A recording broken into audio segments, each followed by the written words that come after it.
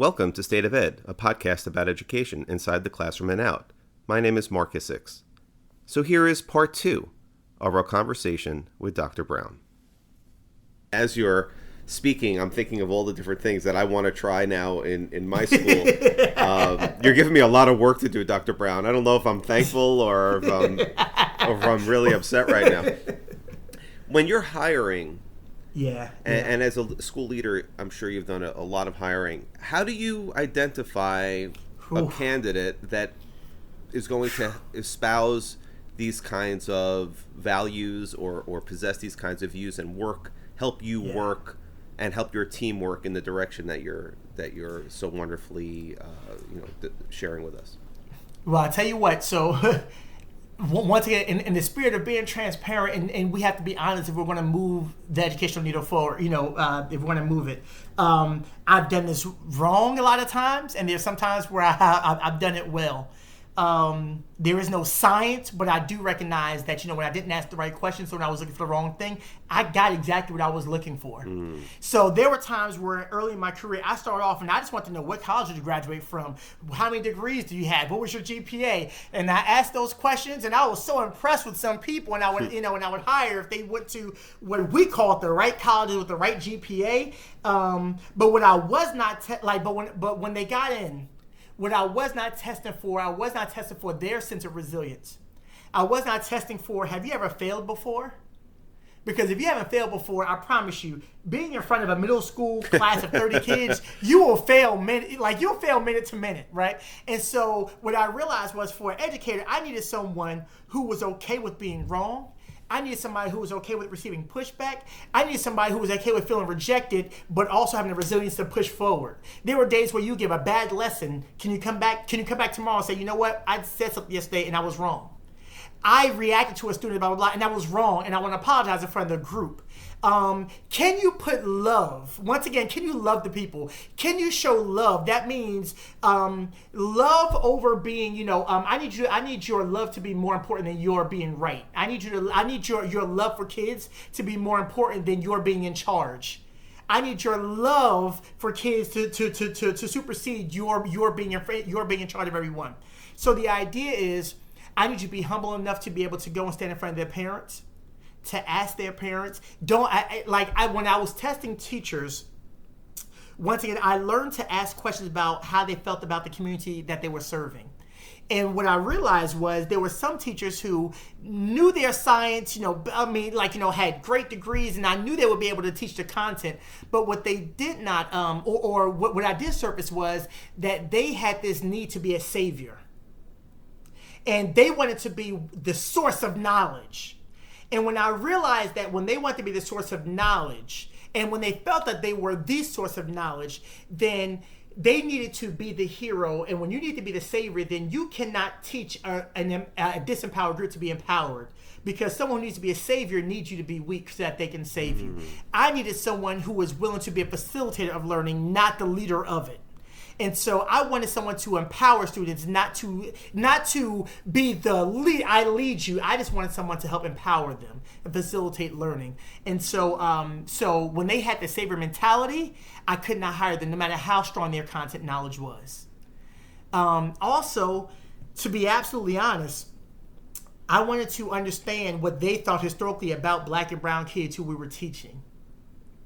And what I also recognized was, when I asked questions about, we are all about, closing these academic gaps of our Black and brown students in these subjects and blah, blah, blah. But the question that I learned to ask was, how do you think we got here? And when all the answers are about a student's lack of work, or a student's lack of ability, or a student's lack of care, I realized that they thought that the kids and their families were the problem, which means that they would then seek to fix those kids.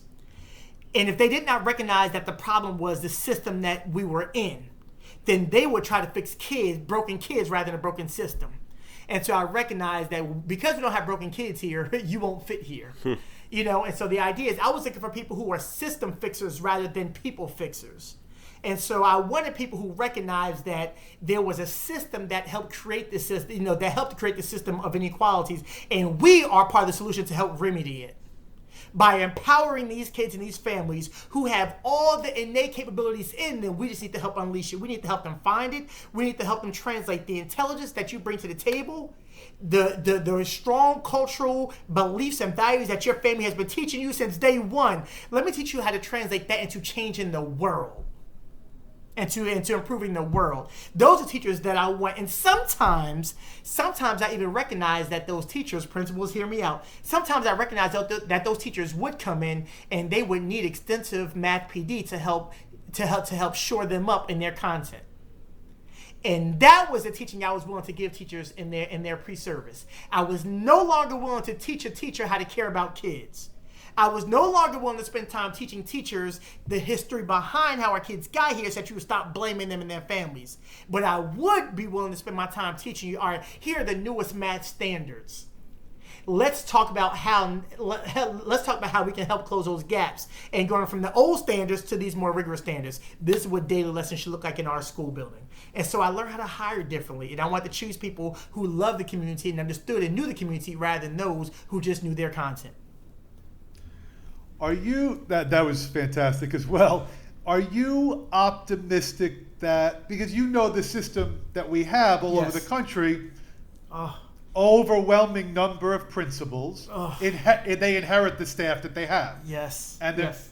So let me ask you, are you optimistic that you can reach a good number of teachers who have been reluctant to embrace that message?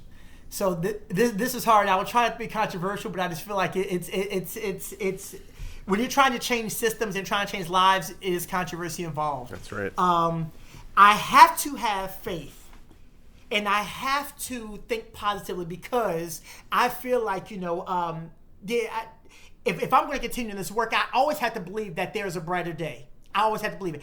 I don't know if I'll be here to see it. I don't know if in the next 20 years it will change enough, because I don't really think that we're willing to make the change that we say we want to see. Okay, but I believe that the people on the ground, which are the principals, which are the teachers, which are the parents, I believe that we can make a difference. I believe that we want to, but here are the things that we're fighting against. Number one.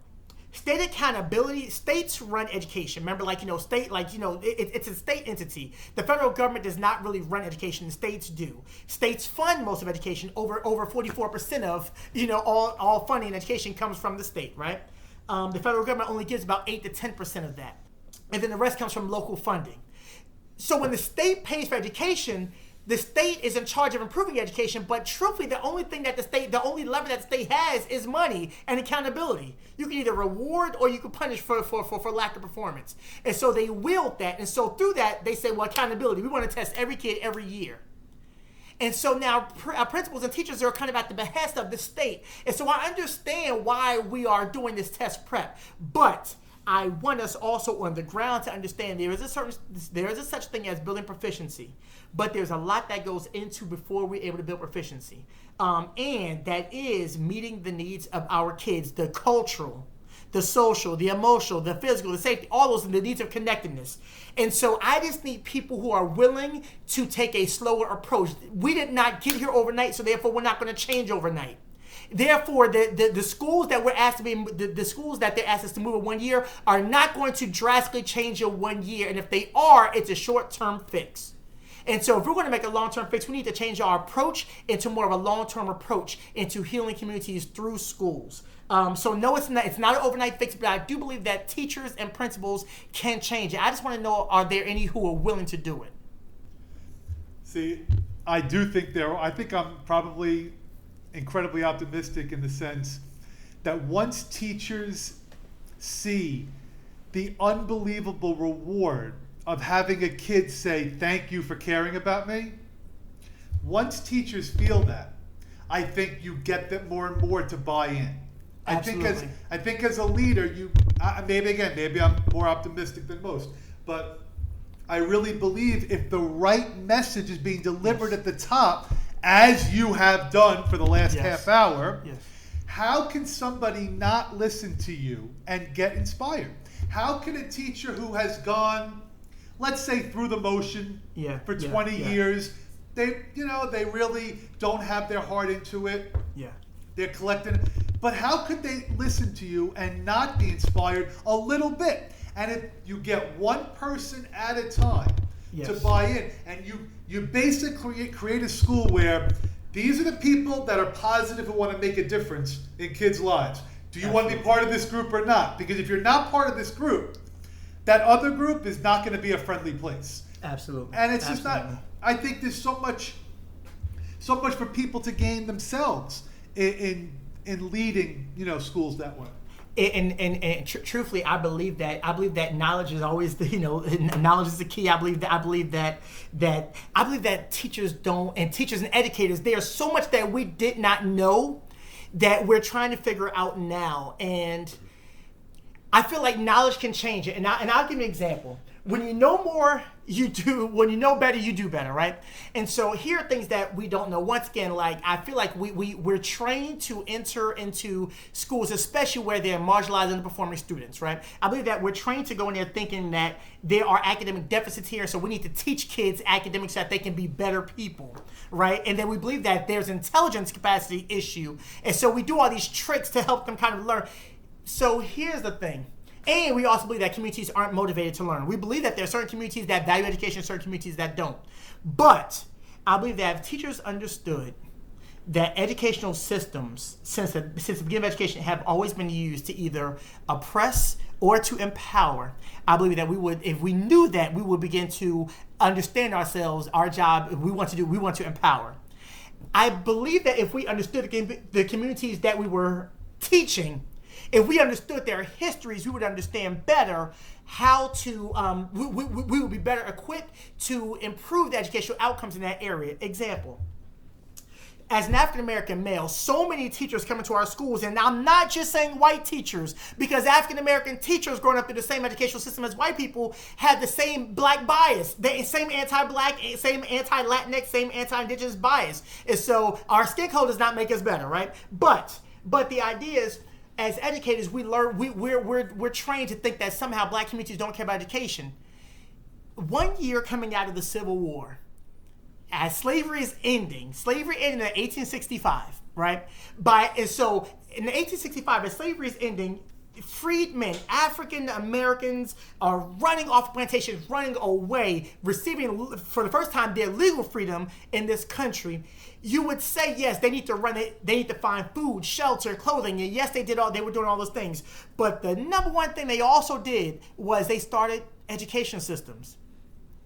It's interesting because W.E.B. Du Bois will explain that, in the South, the idea of public schooling, free schooling, in the South was what he calls the Negro idea. There was no public schooling in the South.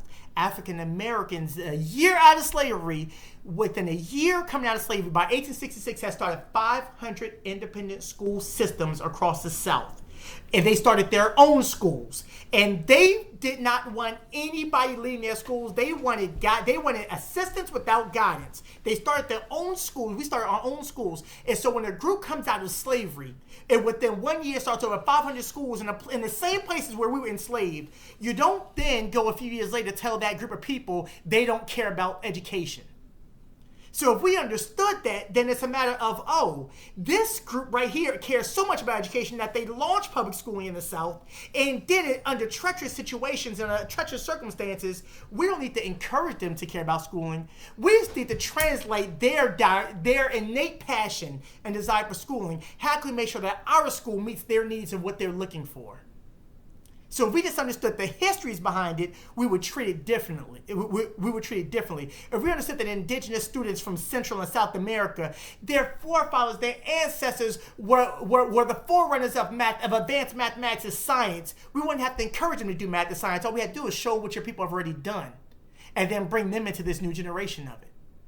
People's understanding of history doesn't match the narrative that's been told for generation after generation after generation. And especially in the way that many educators have been educated themselves, and the education system, as they went through it and their training, didn't necessarily include the kinds of elements of history that you're discussing here, and the real, I'll say the real history, or the more the more complete or total vision of history, as opposed to a cherry-picked version of history that holds up one particular group over others for many, many reasons, obviously. Absolutely. And it's a shame because we talk about, like, how does culture responsive teaching, how does that play a part in this? Well, now we see what happens when we don't do culture responsive teaching, right? So the goal of culture responsive pedagogy and teaching is to present students a more total truth about the human experience. Latinx, African American, and Indigenous people are a normal part of the human experience, and thus they should be a part and included in every subject that is taught. And that is the way to be more accurate. That's just being accurate, which means that you can't even be accurate as a teacher. You can't even teach math accurately, social studies accurately, humanities and ELA accurately, and science accurately if you don't include people of colors around the world who have been major contributors to all of these areas. And it's funny because now we spend time arguing about CRT, critical race theory. We spend time and we have states literally trying to ban a subject that we don't teach in K-12, in K-12 education. We don't teach CRT. We need to teach it, but we don't. It's funny because we have culture responsive sides saying we need to teach more of these things. And then people are saying we're teaching too much of it through critical race theory and we're not teaching it at all. And so there's a problem, but when we don't teach it, we have a very, very not only incomplete but inaccurate way of how we got here. And so now we have a bunch of educators, unfortunately, trying to solve a problem that is not even accurate. It's not even an accurate depiction of what the problem is. When we think that we all got here based on a meritocratic system, which means that everybody is where they are based on their merits and based off of what they did not do, what they know, what they did not know, then we do begin to treat people who don't have as if they did something wrong, and those who have as the ones who did it right, and that is completely inaccurate. Well, I'm optimistic about reaching teachers, but when you bring up critical race theory and the changes that are happening all over the country, now I get a little bit more pessimistic. There was Absolutely. an article. Because I forget what columnist it was, but somebody wrote an article. First of all, like you said, we don't teach critical race theory in K through 12. It has no bearing. But she wrote we should be teaching critical race facts. Critical race facts are the Tulsa massacre. Critical race facts are the Wilmington, North Carolina government being brutally overthrown. Critical race facts. That's not debatable. Absolutely. This is what happened in the past. Share Absolutely. this, and that shouldn't be debatable. That shouldn't be controversial. It happened. Now, as a student, how do you want to respond to it? But it happened. I'm not going to shield you from this is the past. And if we frame it that way, we might have a better chance. Yeah, I mean, it's a legal term in graduate school for lawyers developed by Kimberly Crenshaw and Derek Bell. It is a legal concept about about America's systems being impacted by race. Like, it's only called a theory. It's only being cast aside because it explains how we got here in our American system, but it's talking about people of color. I promise you, critical race theory also works for white people. It's just called ELA. It's called the classics. It's called history. It's called math and science. It's include our history and then explain that we got here because we were the smartest. Critical race theory explains why, and history just explains what happened. But honestly, without critical race theory, we can't even be accurate even in our K-12 studies.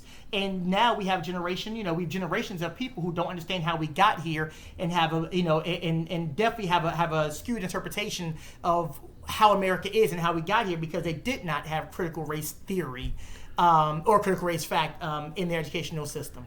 Which, by the way, was over 40 years ago when it was first constructed, which means that 2.5 generations of schooling have occurred between now and then. But, again, why let the facts get in the way of a good story, as my former principal used to say. Absolutely. What are you shocked about? What are you shocked most about that people don't know about history? What about history do you think would shock people if they only knew? Oh, wow. There's so much there. So I'll try to break a few things down. For one, unfortunately, we all schooling has been codified into not world civilizations and not world understanding, but really has been attributed to European thought and intellect. And then for the contributions that did not come from there, it was given to them. And so I'll put it this way. Another one of my mentors would say, if I came in the classroom and I took a picture of everyone in the class, and then I showed the camera to everybody, everyone in that class is looking at that picture, but the first thing that everyone is looking for is what? They're looking for themselves.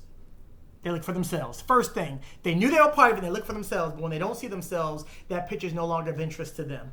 And I feel like that's how our educational curriculum is.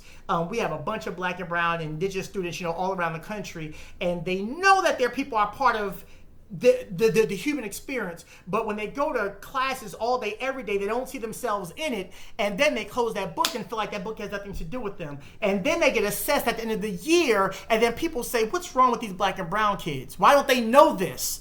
And honestly, it's because they literally did not see themselves. They saw themselves being taken out of the story, and they said, well, this isn't my story. And it just so happens that white students who see themselves in every book and every subject are the ones who are scoring the top, who are at the top of the achievement gap. Like, that's not a coincidence. It's not because they're smarter. It's because school curriculum has been talking about them and their people all this time. Yes, they're engaged in it. Yes, they're in it. And so the people that the books have canceled out, they don't see themselves. They're also scoring at the bottom of the achievement gap when it comes to being tested in these subjects. And so what kind of things need to be in there? For one, there are some really basic things. So people say, well, how do we teach, cultural relevance? How do we bring cultural relevancy into the school? What do I need to teach them? This does not mean during Black History Month throw up a whole bunch of Black History people up there and then put Abraham Lincoln up there, right? That's not what that means. Or it's not like there's Latin, there's Latinx History Month, like let's just celebrate them at that time. No, it's really bringing them into the fullness of our educational spectrum, and it's really not hard to do. You don't have to make it up. And so let's just go over some really, really basic, interesting facts that just most people don't know. Chemistry was not spelled with the CH originally, it was spelled with the K. And it stood for Kemetan science, for the people of Kemet, which is the old name for Egypt. Egypt is a Greek word, so we even called countries' names based off what the Greeks called it, right? Giving Greeks the credit for that. But the ancient Africans in that area called it Kemet, and they called it a number of other areas. So it was called Kemetan science, and chemistry was with the K. They also called it alchemia, which is the original name for it, which sounds like alchemy. And these are creators of what we now call alchemy, but it was alchemia or alchemia. Also, you ever heard the word algebra? So the original way to say algebra is not algebra, it's algebra. So when I start to say the word algebra in its original language, you all of a sudden recognize, what area this is from. Mm-hmm. So it's called algebra. And algebra, as its original name, means the reunion of broken pieces. So for all my math people, now think about what is algebra and what are you doing? And so if you literally just start to look at the original versions of these different sciences and mathematics, you understand, if you put the original names on them, you start to understand, who actually created these things. And it's interesting because you talk about people like Pythagoras, who it was in algebra geometry, you talk about that. But what we don't talk about is the fact that people like Pythagoras spent 22 years studying in northeastern Africa. He did not bring to northeastern Africa this idea of the Pythagorean theorem. It was not called Pythagorean theorem. It was a concept that he learned. And he studied there for 22 years in the temples of Waret and Waset. And this is a very, very common thing. Aristotle, you ever heard of him? He also spent 13 years studying in northeastern Africa at the temples of Waret and Waset. Socrates spent 15 years studying there. Plato spent 11 years there. So the people that we give so many of these different, contributions to, they got their learning from a place in northeastern Africa of Black people. But then we look at Black people as if there's a math and scientific deficit. But then in the school books, all we see is names like Aristotle, Socrates, and Plato. We never ask, well, who taught them? And when you ask who taught them what they learned, you realize that they learned from Africans. They learned it from Africans. Well, if these are some of the contributions that Africans had given, what else did they give that we were given a wrong story about? Same thing with Central and South American indigenous people. They were we're talking about they were creating their housing plots off of lunar and solar formations. they were predicting they were predicting orbits around the sun, and this is hundreds of years before our standard notation. And so we're talking about people around the world have been contributing, but we never learned about their contributions in our basic classes, and then say, well, these kids are absent from our subjects.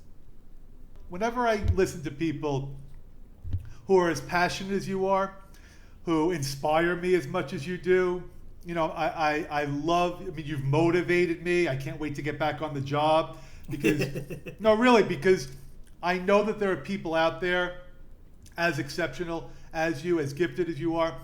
And I always like to ask, is there one person in your life, no, I know, who you think had like the greatest impact on who you've become? Wow. Although I feel like you might say your parents, but if there's somebody you think of, but then I do have like a second question that might be even more challenging.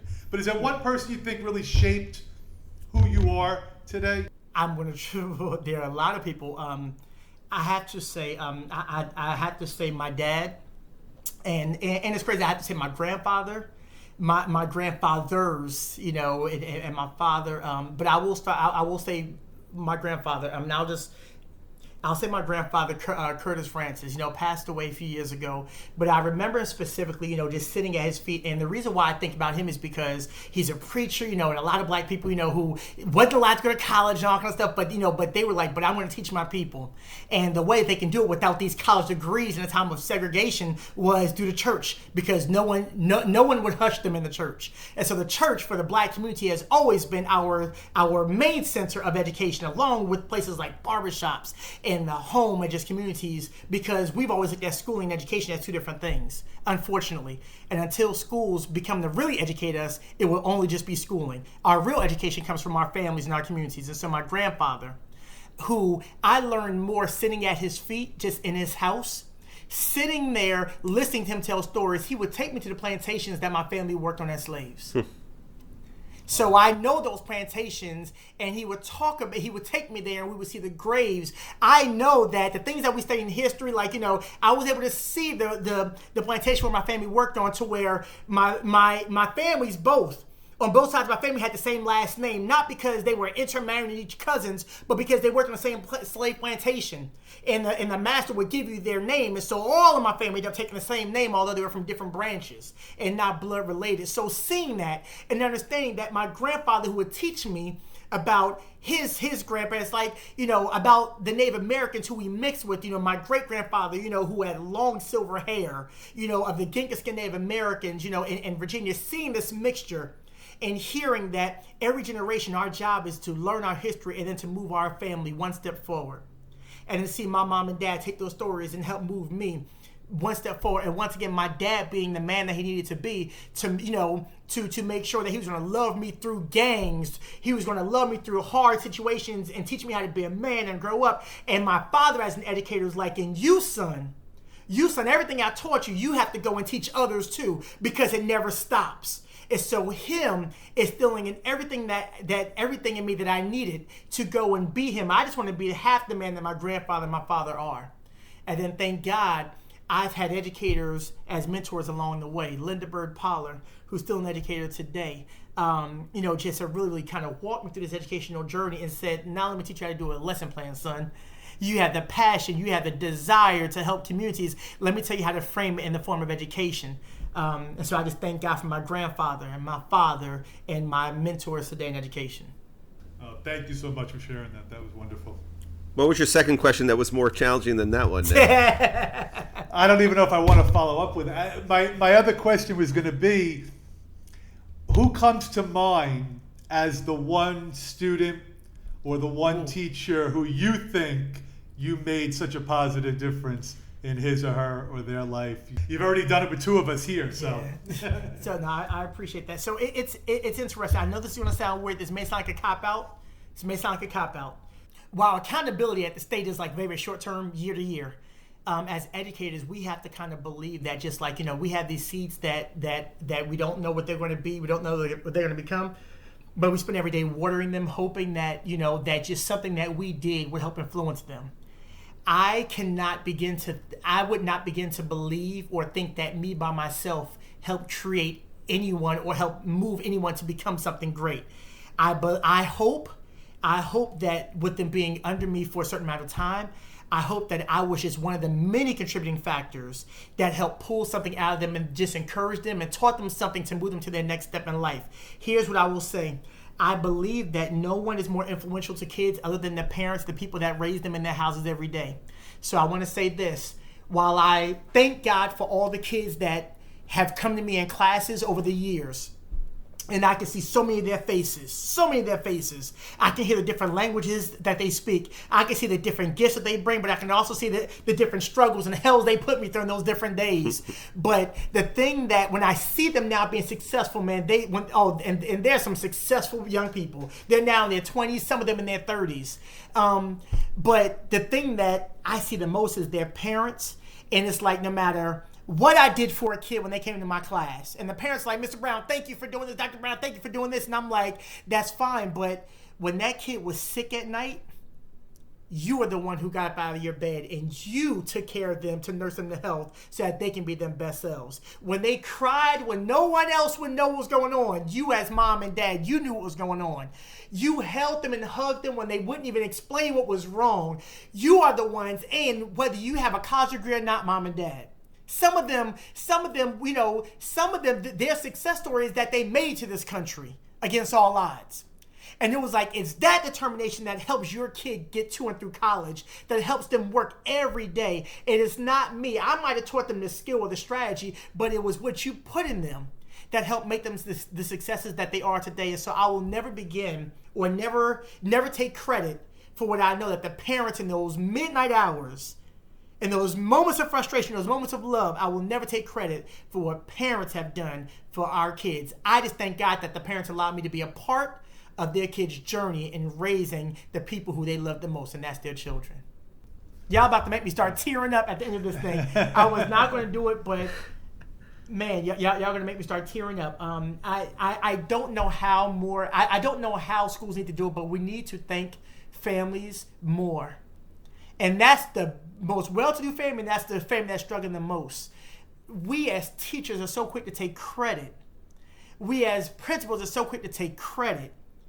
But we know that every morning we show up and there's a school of 400 there, 400 sets of families that have been feeding that child, nurturing that child, making sure and doing the best they can to make sure that child is in their right mind to come to school. And so I just thank God for the parents and what they do. And I don't know, as a state, as the government, as the schools, how we can celebrate our families more. But they are the heroes of our education system. And we need to love on them more and stop prescribing for them, but bring them into this educational process and start to educate kids for the empowerment of their community and not for ourselves. Dr. Brown, not only are you a brilliant educator, but I think your brilliance is surpassed by your empathy and your compassion. And that's a formidable combination, to say the very least. Thank you. And it has been an absolute pleasure to have this conversation with you. And I'm sure I'm speaking for Nick. We could talk to you for hours. And by the way, if one day we could somehow cajole you and Dr. Tracy Benson to get into a room together and just allow us to hide in the corner with a microphone, that would be like the highlight of our lives. It was a wonderful podcast. Thank you so much. Thank you so much, really, for enlightening us and sharing your passion and sharing your history and your story and the work that you're doing and the work that you continue to do, and for inspiring us and inspiring our listeners to go out and do great things. And I am absolutely going to steal a lot of what you were talking about. Please do. And there's like maybe a 30% chance that I'll give you some credit, but which is high for me, which is really, Nick will tell you it's high for me. I'll make sure he gives you credit. He will. Nick holds me to account. I'm better at that. But Dr. Brown, thank you so much. This is an incredible conversation. I'm so glad we got to spend this time with you. Thank you guys for doing what you do. I believe that so much education, we will receive not from a classroom, but through forums like this. And so just appreciate you for providing another forum for us to get better, for us to get smarter, for us to continue learning. I needed this. And so thank you so much. I'm ready to change the world today. I'm ready to go. Thank y'all. Thank you for encouraging me. No doubt you'll continue to do so. Thank you.